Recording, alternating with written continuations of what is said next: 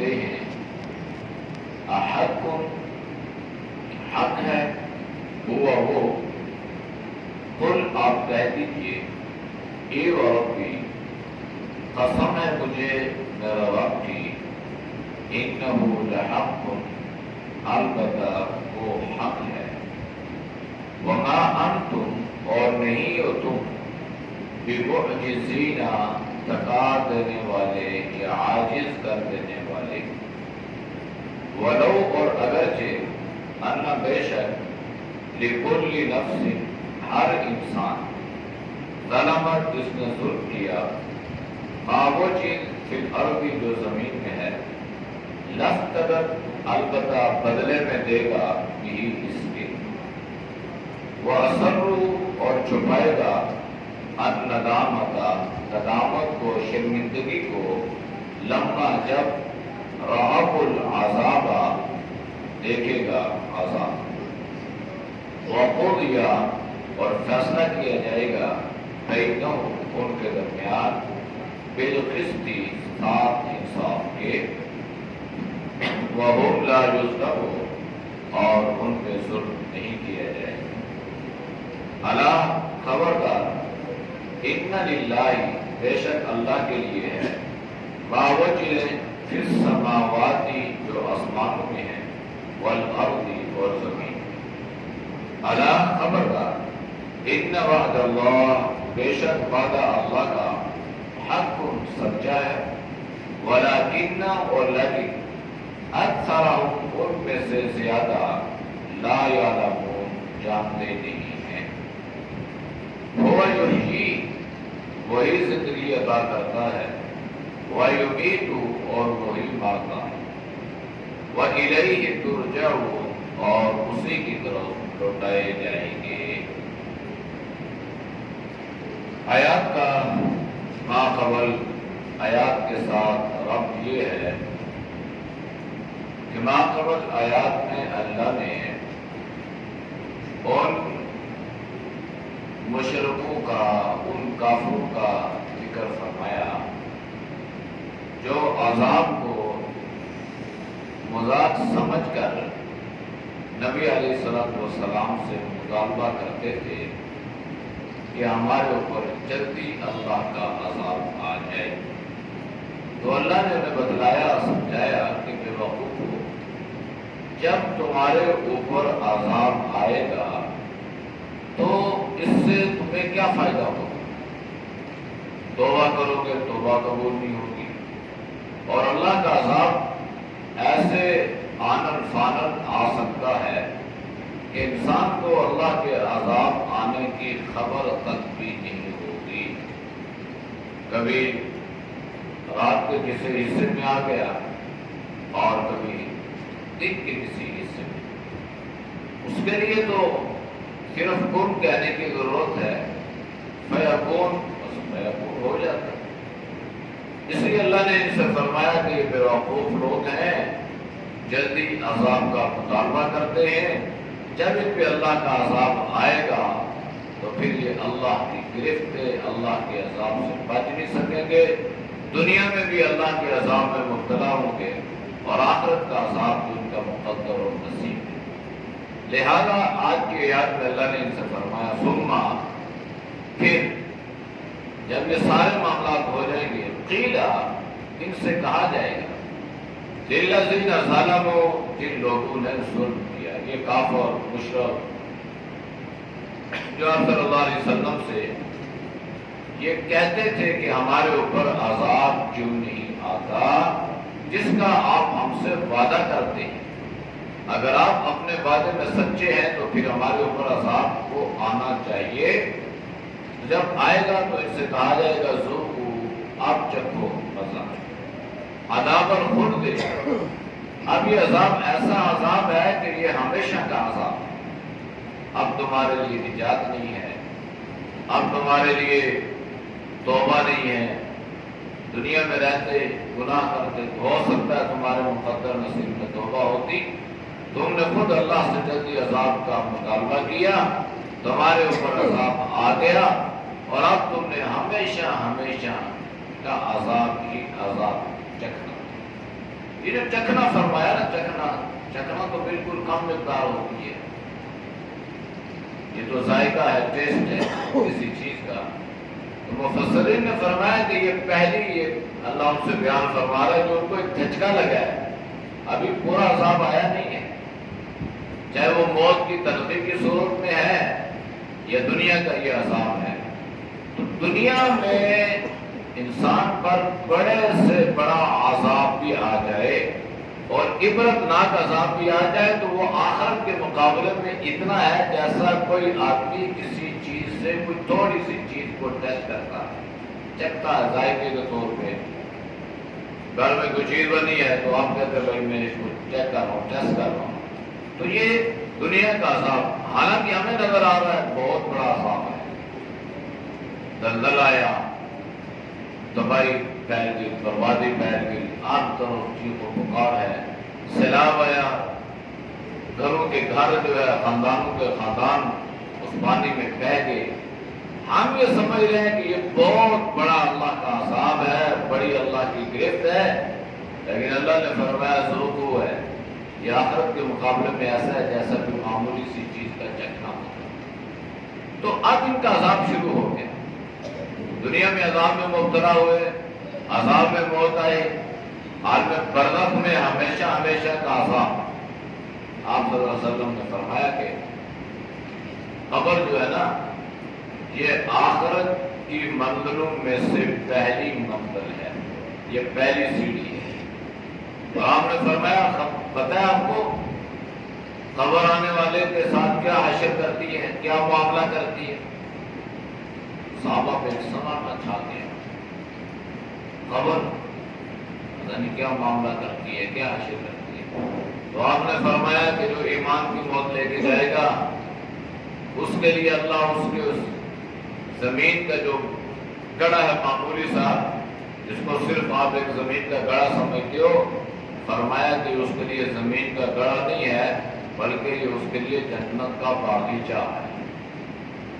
اور اگر خدا نہ خواستہ ایمان کی موت نہیں ہے، ہدایت کی موت نہیں ہے، توبہ کی توفیق نہیں ملی، تو فرمایا کہ یہ قبر اس کے ساتھ کیا معاملہ کرتی ہے؟ فرمایا یہ قبر اس کے لیے جہنم کا گڑھا بن جاتی ہے۔ اور اللہ اس قبر کو حکم فرماتے ہیں کہ یہ قبر آپس میں مل جاتی ہے۔ آپ نے فرمایا یہاں تک کہ انسان کی ایک پسلی دوسری پسلی میں پھنس جاتی ہے، بالکل ادھر سے ادھر سے۔ تو یہ چکھنا ہے، یہ شروع ہو جانا ہے۔ پھر آخرت کا جو منظر ہے میدان حشر کا، وہ تو آپ پیچھے سن چکے ہیں کہ آدمی کہے گا کہ ہم تو دنیا میں اور عالم برزخ میں بالکل ہم تو ایک ساتھ رہے ہیں، دن کی گھڑی ہم نے وہاں پہ گزاری ہے۔ یعنی آخرت کی جب اس غضبناک صورتحال کو دیکھیں گے نا تو یہ دنیا کے بڑے بڑے عذاب ان کے آگے بہتر لگیں گے، ان کو یہ اچھے لگیں گے اور کہیں گے وہ تو خوشی کے لمحات تھے اور وہ تو فوراً گزر گئے۔ حالانکہ خوشی نہیں تھی، وہ تو یہاں پر بھی عذاب میں مبتلا تھے، لیکن اس عذاب سے جب بڑے عذاب میں مبتلا ہوں گے تو پھر ان کو یہ چھوٹا عذاب بالکل عذاب بھی نہیں لگے گا۔ اس لیے فرمایا کہ آپ چکھو هل تجزون الا بما کنتم تکسبون۔ آپ بتلاؤ، اللہ پوچھ رہا ہے حل تجزون، کیا بدلہ دیا جائے گا، کیا جزا دی جائے گی؟ الا بما کنتم تکسبون، مگر وہی جو کچھ تم کماتے رہے۔ یہ لفظ کسب سے ہے، کسب کا معنی ہے کمائی۔ تو کمائی تو انسان دو طرح کی ہے، ایک دنیا کی کمائی ہے، انسان محنت کر رہا ہے، پیسہ جمع کر رہا ہے، ایک آخرت کی کمائی ہے، انسان اعمال کر رہا ہے اور نیکیاں جمع کر رہا ہے۔ تو اللہ نے یہاں پہ قسم فرمایا کہ کیا قسم کی ہے، دنیا کے لیے کیا یا آخرت کے لیے کیا؟ جو کچھ تم کر کے آئے ہو نا اس کے مطابق آج تمہیں اس کا صلہ، اس کی جزا اور اس کا بدلہ دیا جائے گا۔ جب آپ صلی اللہ علیہ وسلم کے عذاب کے آثار، اللہ کے عذاب کے آثار دیکھتے تو لوگ حضور علیہ السلام سے پوچھتے، سوال وَيَسْتَنْبِئُونَكَ، آپ سے پوچھتے ہیں، سوال کرتے ہیں، اَحَقٌ هُوَ، حق کیا ہے؟ یہ جو عذاب ہے اللہ کے لیے، کیا یہ حق ہے؟ یہ جو امر ربی ہے یہ حق ہے؟ یہ ہوگا یا پہلو پہ یہ ہوا اس طریقے سے؟ اب یہ جو پوچھنا ہے یہ حقیقت پر ہے یا حقیقت پہ نہیں ہے؟ لیکن جو ان لوگوں کی صورتحال تھی اس کو سامنے رکھتے ہوئے ان کا پوچھنا یہ بھی حقیقت پر نہیں۔ یہ آدمی پوچھتے نا کہ جو حق اور سچ ہو میں اس پہ عمل کرو، یہ کوئی دور مذاق تھے، استہزاء کے کہ عذاب ہے مریں گے، جنت ہے جہنم ہے برزخ ہے، یہ سارے کہتے ہیں یہ تو پرانے افسانے ہیں اور قالب کی کہانیاں ہیں وغیرہ۔ تو اللہ کے نبی نے فرمایا قل، اور فرما دیں ای وربی انہ لحق، مجھے قسم ہے میری ذات کی، انہ مجھے قسم ہے میرے رب کی، ربی میرے رب کی، انہ لحق بے شک عذاب جو ہے یہ کیا ہے؟ حق، سچ ہے۔ یعنی جو اللہ نے وعدہ فرمایا ہے کہ ہوگا تو وہ ہوتا ہے، ایسا نہیں ہے کہ اللہ نے وعدہ فرمایا کہ آخرت میں اللہ کافروں کو عذاب دے گا تو اللہ کافروں کو معاف کر دے، یہ اللہ کا دستور ہے۔ ہاں اللہ کی طاقت یہ ہے، اللہ کی قدرت یہ ہے کہ اللہ چاہے تو سب کو معاف کر دے، لیکن اللہ نے ایک ضابطہ، ایک دستور، ایک قانون سازی اللہ نے فرمائی ہے کہ اعمال اچھے لے کے آؤ گے تو تمہارے لیے جنت کے باغات ہیں، اعمال برے لے کے آؤ گے تو تمہارے لیے جہنم کی آگ ہے۔ وما انتم بمعجزین، یعنی تم اللہ کو تھکا نہیں سکتے ہو، مانا یہ کہ تم اللہ کے عذاب سے بچ نہیں سکتے، تم اللہ کو عاجز نہیں کر سکتے۔ جیسے گزشتہ اقوام جو تھی وہ کہتی تھی نا اچھا ہمارے اوپر عذاب آئے گا تو ہم تو بڑے طاقتور لوگ ہیں، اور حقیقت میں وہ طاقتور تھے، عمریں بھی بڑی ہیں، زندگی لمبی ہے، اسامت جو ہے ان کی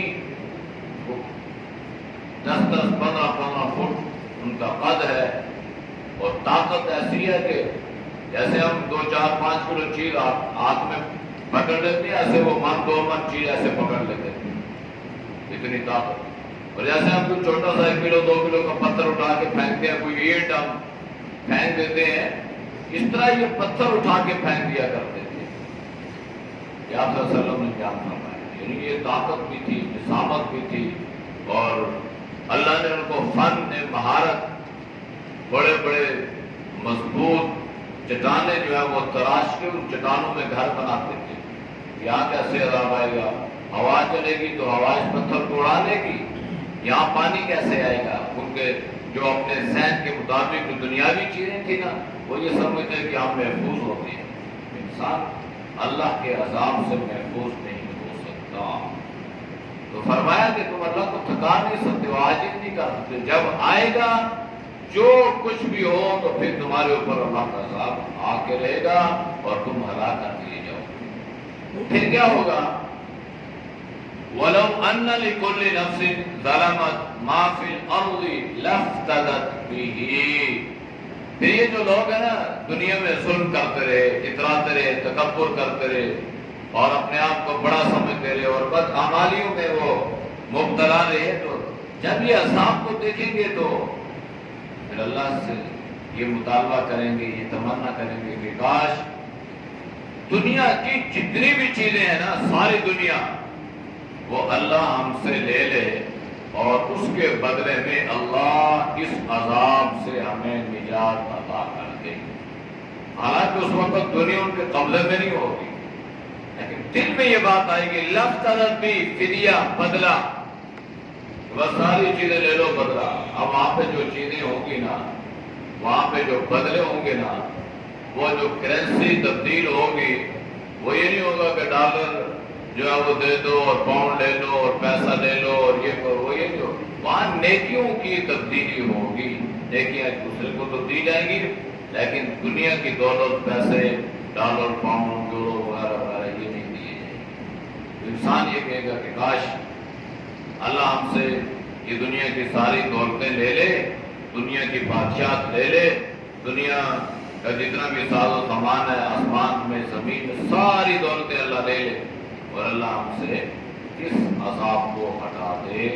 اور اللہ نے فرمایا صورت حال یہ ہوگی وَأَسَرُّ النَّدَامَةَ لَمَّا رَأَوُا الْعَذَابَ. تو یہ اتنا پچھتائیں گے نا، تو یہ ان کے اوپر جو ذلت اور ندامت اور پچھتاوا جو چھایا ہوا ہے نا، یہ اس کو چھپانے کی کوشش کریں گے. جیسے ہم ایک حلقہ یا احباب ہے، ہم ایک دوسرے کو جانتے ہیں، ایک دوسرے کے بارے میں اس نے گمان ہے کہ اللہ پاک ایک دوسرے کے بارے میں بہتر فیصلہ فرمائے گا، اور انسان ایک دوسرے کے بارے میں یہ سمجھتا ہے کہ یہ ٹھیک ہے، اعمال والا ہے. لیکن کل جب وہاں پہ وہ اللہ کی عدالت کی کچہری لگے گی تو پتا چلے گا کہ بھائی ہم تو مجرموں کے سامنے کھڑے ہیں. اب جب خدا نہ خواستہ اللہ نہ کرے کسی دیندار آدمی پر جرم ثابت ہو گیا اور مجرموں کی فہرست میں شامل ہو گیا تو لوگ دیکھیں گے اچھا یہ تو بڑے اعمال والا تھا، یہ تو بڑا صوفی تھا، جو بڑا نمازی آدمی تھا، بڑا تہجد گزار تھا، اور اب یہ ادھر یہ ندامت کو چھپائے گا اپنے آپ کو کہ میرا پتہ نہ چلے کسی کو، لیکن چھپا نہیں سکیں گے. یہ اللہ کے عذاب کی سختی اور ذلت جو ہے اللہ ان کے چہروں پہ ظاہر فرما دے. ترحقهم ذلہ وقضی بینہم بالقسط وہم لا یظلمون. پھر اللہ ان کے درمیان انصاف کے ساتھ فیصلہ فرمائے گا. اور انصاف کا تقاضا یہ ہے کہ دنیا میں جنہوں نے کسب کیے اچھے اللہ صلہ دے گا اچھا، جنہوں نے کسب کیے برے اللہ صلہ دے گا جہنم کی صورت میں. تو یہ انصاف کا تقاضا ہے نا، برابر نہیں ہے کہ ایک آدمی اعمال کرتا رہا ایک نے اعمال نہ کیے اور وہ دونوں ایک ہی درجے میں چلے جائیں، ایسا نہیں. بلکہ دنیا میں جس نے اخروی اعتبار سے جتنی محنت کی ہوگی اللہ کو راضی کرنے کے لیے، جتنی دنیا کی اذیتیں مشقتیں باتیں تانے اس نے برداشت کیے ہوں گے، اتنا ہی اللہ اس کو آخرت میں درجہ عطا فرمائے گا. تو یہ انصاف کا تقاضا ہے اور انصاف کو اللہ پسند فرماتا ہے. ان اللہ یحب المقسطین. اجتماعی یا انفرادی طور پہ کہیں بھی کوئی معاملہ ہو اس میں بنیادی چیز انصاف ہے. اور یہ بھی ذہن میں رکھیے گا کہ اسلامی ریاست کی سب سے پہلی جو ذمہ داری اللہ نے قرآن میں بیان فرمائی ہے وہ بھی انصاف. جب ہر انسان کو انصاف ملے گا اس کی دہلیز پہ وہ ڈاکہ نہیں ڈالے گا، وہ چوری نہیں کرے گا، وہ کسی کی ماں بہن کو بری نظر سے نہیں دیکھے گا. تو یہ انصاف جو ہے یہ بنیادی چیز ہے. ان اللہ یأمر بالعدل والاحسان. حضرت عمر بن عبد العزیز رحمہ اللہ نے تمام خطباء کی طرف یہ فرمان جاری فرمایا کہ ہر خطیب اپنے خطبے میں یہ آیت پڑھے تاکہ امت کو اس بات کی ترغیب ہو کہ بھائی انصاف، گھر میں انصاف، محلے میں انصاف، مسجد میں انصاف، دوست احباب کے ساتھ انصاف، عدالتوں میں، کچہریوں میں، تھانوں میں انصاف.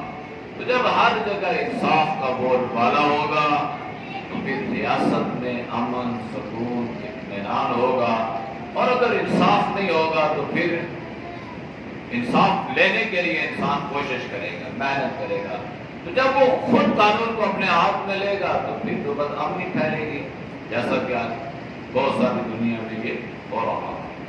دوسری اللہ نے فرمایا اللہ انصاف کے ساتھ فیصلہ فرمائے گا. اللہ انصاف کو پسند کرتا ہے اور کسی پہ ظلم و زیادتی نہیں کی جائے گی. اللہ خبردار. اب جب وہ کہیں گے نا کہ اللہ ہم سے دنیا کی چیزیں لے لے اور اللہ ہمیں چھوڑ دے تو اللہ نے فرمایا اللہ خبردار ان للہ ما فی السماوات والارض.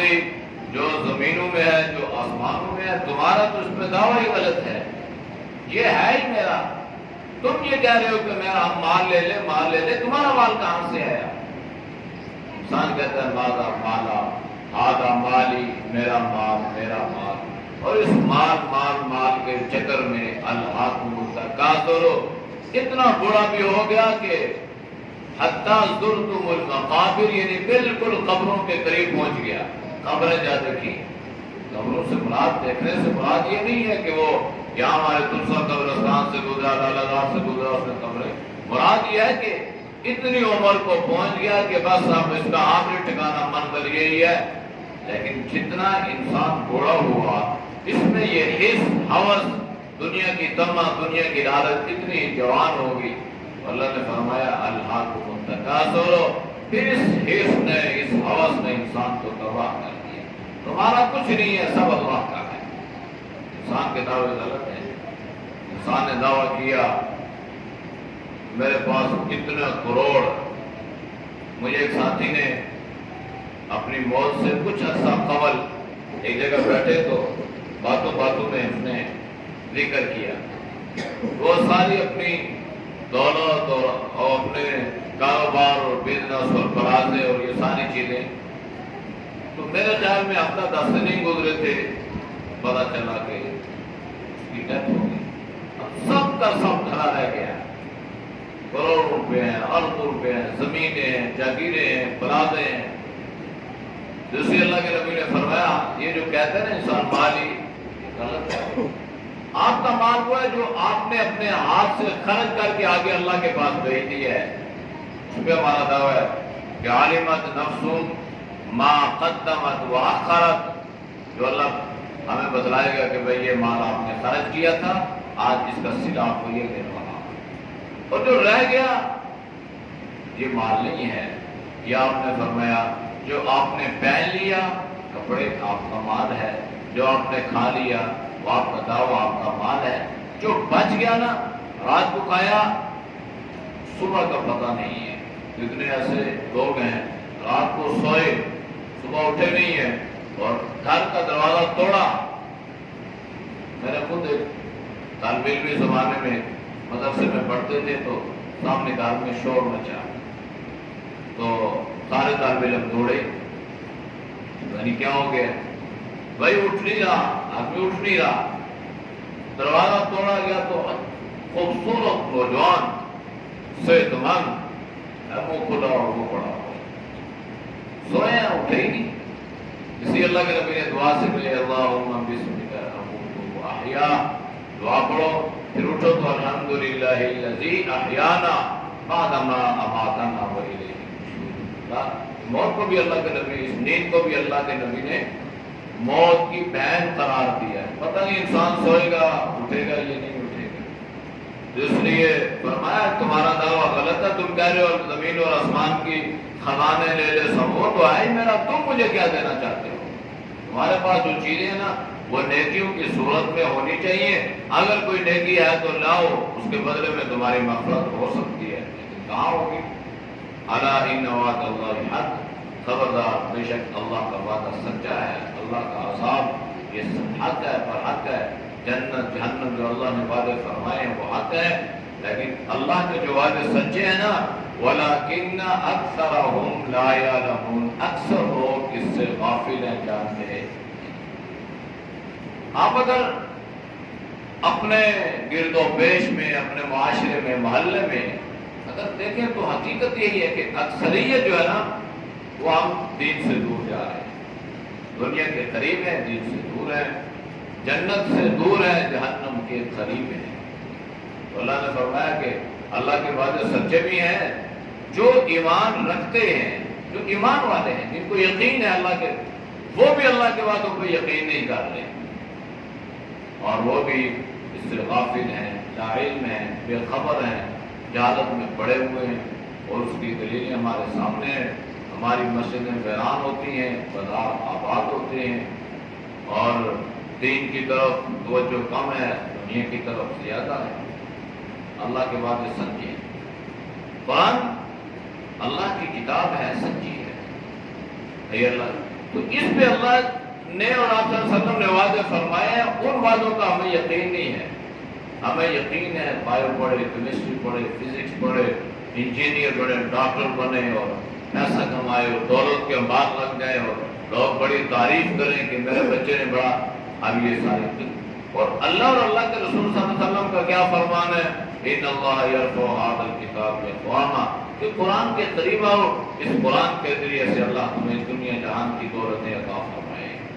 اب یہ جو دولت ہے اس کے پیچھے نہیں بھاگے، دنیا کی دولت ہے اس میں، اس کا مطلب یہ ہوا کہ ایمان ہونے کے باوجود بھی ہمیں اللہ کے سچے وعدوں پر یقین نہیں۔ ہوا یحیی، وہ اللہ طاقت والا، قدرت والا، ہوا یحیی، وہ کوئی انسان کو زندگی عطا کرتا ہے، ویمیت، اور وہی مارتا ہے۔ موت اور حیات کا مالک اور مختار بھی نہ کوئی اپنی مرضی سے دنیا میں آیا اور نہ کوئی اپنی مرضی سے دنیا سے جائے گا، آئے بھی اللہ کی مرضی سے، جائیں بھی اللہ کی مرضی سے، اس لیے ہوا یحیی ویمیت۔ اور صورتحال یہ ہے وَإِلَيْهِ تُرْجَعُونَ، جب مر جائیں گے تو پھر اللہ کی طرف لوٹائے جائیں گے۔ یہ جو لوٹانا ہے نا، لوٹنا اس چیز کو کہتے ہیں جو جہاں سے آتا ہے، کہتے ہیں لوٹ جاؤ، پلٹ جاؤ، واپس چلے جاؤ۔ تو اللہ کے حکم سے ہم اللہ کے پاس سے آئے ہیں، اللہ کی طرف لوٹ کے جانا ہے۔ یہ راستہ جو دنیا ہے نا، یہ ہماری گزر گاہ ہے، یہ ہماری قیام گاہ نہیں ہے۔ قیام گاہ ہماری اللہ کے پاس ہے۔ اگر گزر گاہ کو ہم نے صحیح بنا لیا تو قیام گاہ صحیح ہوگی، اگر خدا نخواستہ گزر گاہ کو ہم نے صحیح نہ بنایا تو ہماری قیام گاہ بھی صحیح نہیں ہوگی۔ اعوذ باللہ من الشیطان الرجیم، بسم اللہ الرحمن الرحیم، ثم قیل للذین ظلموا ذوقوا عذاب الخلد هل تجزون إلا بما كنتم تكسبون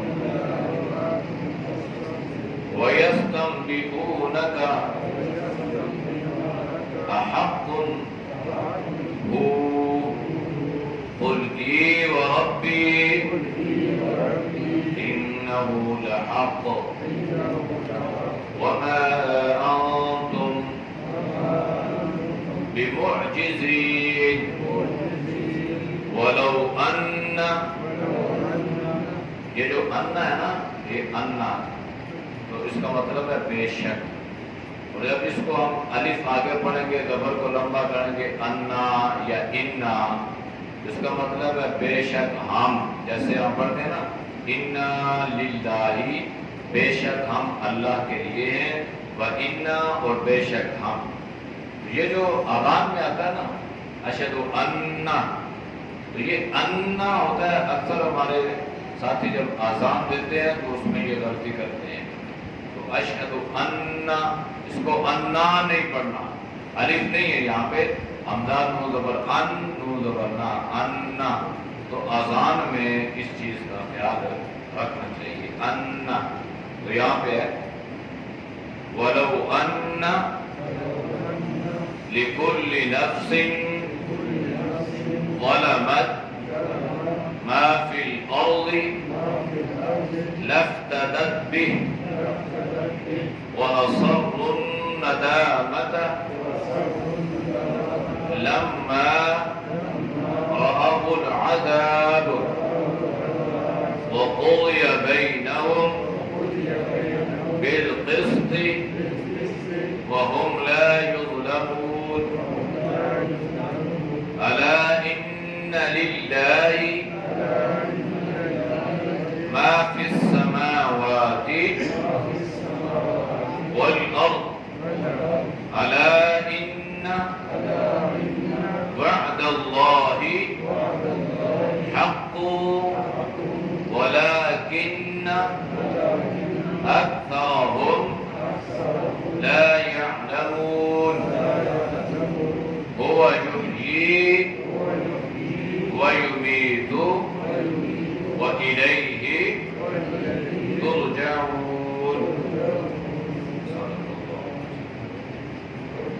الحمد لله رب العالمين والعاقبة للمتقين والصلاة والسلام على النبي الكريم۔